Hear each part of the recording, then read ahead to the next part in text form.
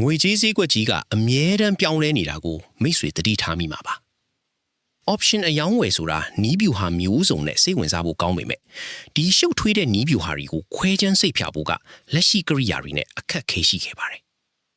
ဒီလိုအခက်ခဲတွေကိုကျော်လွှားဖို့အတွက် option အမျက်အစွန်းနဲ့အရှုံးစရာဆိုတဲ့လှုပ်ဆောင်ချက်အသစ်တစ်ခုပေါ်လာခဲ့ပါတယ်ဒီကိရိယာကဘလို့အစွမ်းထက်တယ်ဆိုတာကိုနားလေသွားရင်မိတ်ဆွေရဲ့အယောင်းဝယ်တွေပိုကောင်းလာတာကိုသတိထားမိမှာပါဒီကိရိယာဟာရိုးရိုးရှင်းရှင်းအမျက်အစွန်းအရှုံးစရာတစ်ခုတည်းပေါ်ပါတယ်မီတီဈေးကွက်အခြေအနေမျိုးမှမဆိုနီးဗျူဟာဒီကိုလွယ်လွယ်ကူကူဖလောင်းလဲနိုင်တဲ့တတန်းကုံဆုံးရဲ့မျိုးစုံကိုဖျက်ကျော်ပြီးအမျက်အစွန်းနဲ့အရှုံးတွေကိုပါကြိုတင်တွက်ချနိုင်ပါတယ်ဒါတွေကိုစမ်းသစ်တဲ့နည်းနဲ့ဘယ်လိုလှုပ်ဆောင်နိုင်တယ်လဲဆိုတာစိတ်ဝင်စားစရာပါ option အများဆုံးနဲ့အရှုံးစရာရဲ့အထူးထူးခြားချက်တွေကိုကြည့်ကြရအောင်ပထမတစ်ခုကတော့မာယူမှုတွေကိုလွယ်ကူစွာစီမံခန့်ခွဲနိုင်ခြင်းပဲဖြစ်ပါတယ်ဇယားပေါ်မှာ option ဒါမှမဟုတ် stock share တွေကိုလွယ်ကူကူထည့်နိုင်ချိန်ညှိနိုင်ပါတယ်ဈေးနှုန်းတတန်းကုံဆုံးရဲ့အယောင်းဝယ်ဥတီချက်နဲ့အရေးအတွက်တွေကိုပဟေလီဆက်တမမျိုးပေါင်းစပ်နိုင်ပါတယ်ဒါဆိုရင်ခိမီတဲ့ခွဲချမ်းစိတ်ဖြာမှုလှုပ်ဆောင်ချက်တွေကဘာတွေလဲဒုတိယအဓိကလှုပ်ဆောင်ချက်ကတော့အဆင့်မြင့်ခွဲချမ်းစိတ်ဖြာနိုင်ခြင်းပဲဖြစ်ပါတယ်အမြတ်အများဆုံးအရှုံးအများဆုံးဆုံးရှုံးမှုမရှိသည့်အမတ်စားတဲ့အခြေခံအချက်လက်တွေအပြင်အချိန်ကြာလာတာနဲ့အမျှတန်ဖိုးကျဆင်းမှုနဲ့ဈေးကွက်မတည်ငြိမ်မှုတွေကအမြတ်အစိုးနဲ့အရှုံးကိုဘလို့တက်ရောက်မှုရှိသလဲဆိုတာကိုလည်းအသေးစိတ်ကြည့်နိုင်ပါတယ်။အနာဂတ်မှာ stock share ဈေးနှုန်းတွေဘလို့ဖြစ်လာမလဲဆိုတာကိုလွတ်လွတ်လပ်လပ်စမ်းသပ်ကြည့်နိုင်ပါတယ်။ဒီလိုခေတ်မီတဲ့ကိရိယာကိုဘလို့စတင်အသုံးပြုနိုင်မလဲ Nvidia stock share ကိုဥပမာအဖြစ်ယူပြီးဒီကိရိယာကိုဘလို့အသုံးပြုရမယ်ဆိုတာကိုရှင်းပြပါမယ်Nvidia ရဲ့ဘန်ဒါရေးအစီရင်ခံစာထွက်ပေါ်ချိန်မှာဈေးနှုန်းအတက်အကျတွေကိုအသုံးပြုပြီး option နီးဗျူဟာအမျိုးမျိုးကိုအသုံးချခြင်းတယ်လို့စိတ်ကူးကြည့်ပါ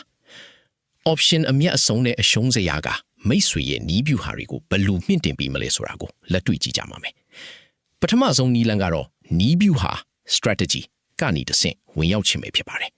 ပထမဆုံး Nvidia ရဲ့ stock share အသေးစိတ် seminar ကိုထွားပါပြီးရင် option tab ကိုနှိပ်ပြီးနီးဗျူဟာကိုရွေးချယ်ပါဈေးကွက်ပေါ်မိတ်ဆွေရဲ့ခန်းစားချက်ပေါ်မူတည်ပြီးအားနည်းခြင်းအားနည်းပြီးပတ်မလိုက်ခြင်းအပြောင်းလဲကြီးခြင်းအားကောင်းခြင်းဒါမှမဟုတ်အားကောင်းပြီးပတ်မလိုက်ခြင်းစသည်တို့ရွေးချယ်နေပါတယ်ဥပမာဈေးကွက်အကောင်းမြင်တယ်ဆိုရင်အားကောင်းခြင်းကိုရွေးချယ်လိုက်တာပြီးမှထားတော့ stock share ဈေးနှုန်းနဲ့အညီနည်းမျိုးနှမှုပမာဏကိုထည့်သွင်းလိုက်တာနဲ့စနစ်ကတင့်တော်တဲ့နီးဗျူဟာတွေကိုအကြံပြုပေးပါလိမ့်မယ်အဲ့ဒီမှာကိုရွေးချယ်တဲ့ညီဗျူဟာရဲ့အမျက်အဆုံးနဲ့အရှုံးစရာကိုတိုက်ရိုက်ကြည့်နိုင်ပါတယ်နောက်ထပ်နီးလန်းတစ်ခုကတော့ဘာလဲဆိုတာကိုကြည့်ကြရအောင်ဒုတိယနီလန်းကတော့ option chain ကနေတဆင့်ဝင်ရောက်ခြင်းပဲဖြစ်ပါတယ်။ Nvidia ရဲ့ stock share စာမျက်နှာကိုဝင်ပြီး option tab ကိုနှိပ်ပြီးနောက် option chain ကိုရွေးချယ်ပါ။နီးဗျူဟာမျိုးစားအဖြစ် stock share ည option ကိုရွေးပြီးတင့်တော်တဲ့လောက်ပိုင်ခွင့်ဈေးနှုန်းနဲ့တတန်းကုံဆုံးရက်ကိုသတ်မှတ်ပါ။ရွေးချယ်ထားတဲ့ option ပေါ်မှာညာဘက် click နှိပ်ပြီး value ကိုရွေးလိုက်တာနဲ့ cover နီးဗျူဟာကိုအလိုအလျောက်တိစောက်ပေးပါလိမ့်မယ်။ပြီးရင်အမျက်အစွန်းနဲ့အရှုံးစရာခလုတ်ကိုနှိပ်လိုက်တာနဲ့အဲ့ဒီနီးဗျူလာရဲ့ဇယားစာမျက်နှာကိုရောက်သွားမှာဖြစ်ပါတယ်။ဒီဇယားစာမျက်နှာမှာဘာတွေတွေ့မြင်ရမလဲ။အမျက်အစွန်းနဲ့အရှုံးစရာစာမျက်နှာကိုရောက်တာနဲ့ option နီးဗျူဟာရဲ့ NDA နဲ့အမျက်အစွန်းအချိုအစားကိုခွဲချမ်းစိတ်ဖြာကိုအသုံးဝင်တဲ့ဇယားအချက်လက်အမျိုးမျိုးကိုတွေ့မြင်ရပါလိမ့်မယ်။ပုံမှန်အားဖြင့်ရွေးချယ်ထားတဲ့နီးဗျူဟာပေါ်ခြေခံပြီးတတန်းကုံဆုံးချိန်အမျက်အစွန်းနဲ့အရှုံးကိုပြသပေးပါရယ်။ဘယ်ဘက်အောက်ထောက်မှာရှိတဲ့အညွန်ကင်းကိုနှိပ်လိုက်တာနဲ့တတန်းကုံဆုံးချိန်အများအဆုံးကြားကာလအများအဆုံးဆုံးရှုံမှုမရှိသည့်အမတ် Greek အညွန်ကင်းတွေခံမှန်းချေအပြောင်းလဲအကွာဝေးနဲ့ဈေးနှုန်းထိနိုင်ကြီးဖြန့်ပွေပုံတွေကိုဖွင့်ပိတ်လုပ်နိုင်ပါတယ်။အဲ့ဒီအညွန်ကင်းတွေကပါတယ်လဲဆိုတာကိုအသေးစိတ်ကြည့်ကြရအောင် option အမျက်အစွန်းနဲ့အရှုံးစရာမှာအညွန်ကိန်း2မျိုးပါဝင်ပါတယ်ပထမကတော့တတ်မှတ်အညွန်ကိန်း2ခုဖြစ်ပါတယ်တစ်ခုကတတန်းကုံဆုံးချိန်အမျက်အစွန်းဖြစ်ပြီးတတန်းကုံဆုံးချိန်မှာရရှိမဲ့အမျက်အစွန်းနဲ့အရှုံးကိုပြသပါတယ်။ဆုံးရှုံးမှုမရှိသည့်အမှတ် break even point ကိုလည်းပြသနိုင်ပါတယ်။နောက်တစ်ခုကတော့ခံမှန်းခြေအပြောင်းလဲအကွာဝေးဖြစ်ပြီးတတန်းကုံဆုံးချိန်မှာ stock share ဈေးနှုန်းဘယ်လောက်ထိပြောင်းလဲနိုင်တယ်ဆိုတာကိုပြသပါတယ်။ဒုတိယကတော့ပြောင်းလဲနိုင်သောအညွှန်းကိန်းများဖြစ်ပါတယ်။အချိန်ကြာလာတာနဲ့အမျှအမျက်အစွန်းနဲ့အရှုံးဘယ်လိုပြောင်းလဲနိုင်လဲ mid-term P&L delta gamma theta Vega စတဲ့ Greek အညွှန်းကိန်းတွေအချိန်နဲ့အမျှဘလို့ပြောင်းလဲလဲ stock share ဈေးနှုန်းဖြစ်နိုင်ကြီးဘလို့ဖြန့်ဝေထားသလဲဆိုတာတွေကိုမြင်ရမှာပါဒီအချက်လက်တွေကိုကိုလိုချင်တယ်လို့ဘလို့ချိန်ညှိနိုင်တယ်လဲဆိုတာကစိတ်ဝင်စားစရာပါ ဆရာရဲ့အောက်မှာရှိတဲ့ရှော့တိုက်တန်တွေကိုအထုံပြပြီးမိတ်ဆွေလေးလာခြင်းတဲ့နေဆွဲနဲ့ခံမှန်းချေမတည်ငြိမ်မှုကိုလွတ်လပ်လပ်လာချင်းကြီးနိုင်ပါတယ်။ဥပမာ